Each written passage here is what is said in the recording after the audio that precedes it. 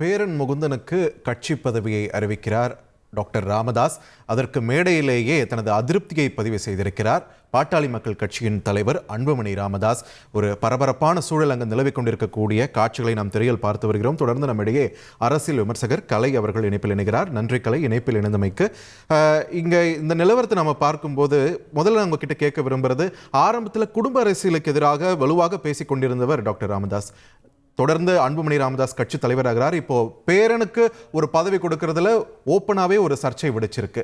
So இந்த narration அவங்க bill பண்ணிட்டு இருந்தது உடையுதுன்னு நம்ம பார்க்கணுமா? இது கட்சி தொண்டர்கள் மத்தியில் என்ன மாதிரியான ஒரு தாக்கத்தை ஏற்படுத்தும் உங்களுடைய பார்வை? இந்த குடும்ப அரசியலுடைய சாபக்கேடு இதுதான்.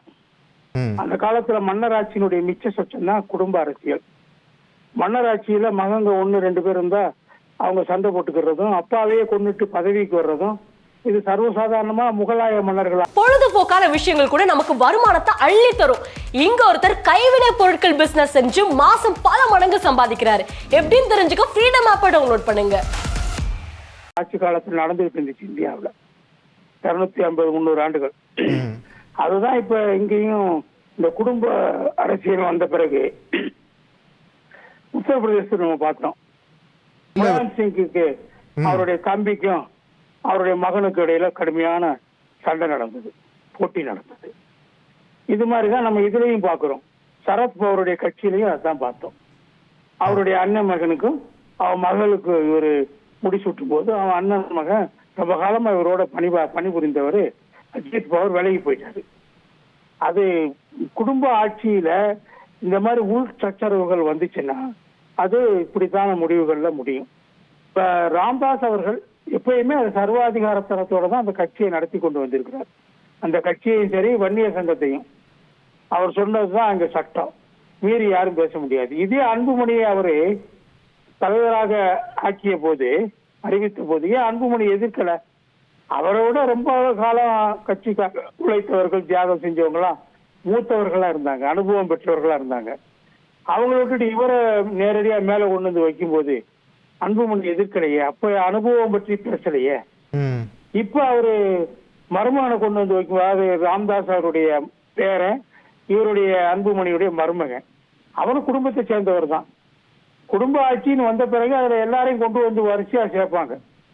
அதுல சிக்கல் வந்துடும். அதுதான் பிரச்சனை. இப்ப அந்த சிக்கல்ல அவர் அறிவிச்ச உடனே இவர் என்ன சொல்ற, அவர் சின்ன பையன், அவனுக்கு எதுக்கு அவனை போய் கொண்டு வந்து வைக்கணும் அப்படின்னு சொல்றாரு. மேடையிலேயே இவங்க முன்கூட்டி பேசிக்கிற கூட இல்லை, யாரை கொண்டு வர்றதுங்கிறதெல்லாம் பேச மாட்டாங்க போட்டுருக்கு. அந்த நேரத்துல என்ன தோணுதோ மருத்துவர் ராமதாஸுக்கு அதை சொல்லுவார் போட்டுருக்கு. அதை எல்லாரும் கேட்டுட்டு போகணும். நான் சொல்றதை எதுக்குறவன் கட்சிக்கு இடம் இல்லைங்கிறாரு. உடனே அன்புமணி என்ன சொல்றாரு, நான் எனக்கு ஒரு தனி ஆபீஸ் ஒன்று பனையூர்ல வச்சிருக்கேன், இனிமே நீங்க அங்க வந்து பாருங்கிறாரு. அப்படின்னா என்ன அர்த்தம்? கட்சியை விட்டு அவரு நகர்ந்து வெளியே போறாரு, அப்படி தீர்மானிச்சுட்டா இருக்கிற மாதிரி தான் அர்த்தம். அப்ப இது புகைச்சல் எனக்கு தெரிஞ்சு நாடாளுமன்ற தேர்தலுக்கு முன்பே இருந்ததாக தெரிகிறது. அப்போதே என்ன சொன்னாங்கன்னா, அதிமுக கூட்டணிக்கு தான் பாமக போகணும்னு சொல்லி மருத்துவர் ராமதாஸ் அவர்கள் உறுதியாக இருந்ததாகவும், அதை மீறித்தான் பாஜகவோட அன்புமணி ராமதாஸ் கூட்டணி வைத்துக் கொண்டார் என்ற அப்பவே இந்த மாதிரியான விஷயங்கள், முரண்பாடுகள் வெளியே வந்து கொண்டிருந்தன. அன்புமணி ராமதாஸுக்கு என்ன பிரச்சனைனா, அவர் அமைச்சராக முடியாது. இப்ப நாடாளுமன்றத்துல அவர் அதிமுக கொடுத்த அந்த ராஜ்யசபா மெம்பர் பதவி, அவர் எம்பி பதவி அவர்கிட்ட இருக்குது, 2 வருஷத்துக்கு இருந்துச்சு. ஆனாலும் இவர் எலெக்டட் எம்பி, இது எம்பியா போனப்போ கூட, கடந்த 2019 இவர் தேர்வு செய்யப்பட்ட போது கூட தர்மபுரியில குறுக்கிடுவதற்கு மன்னிக்கவும். தொடர்ந்து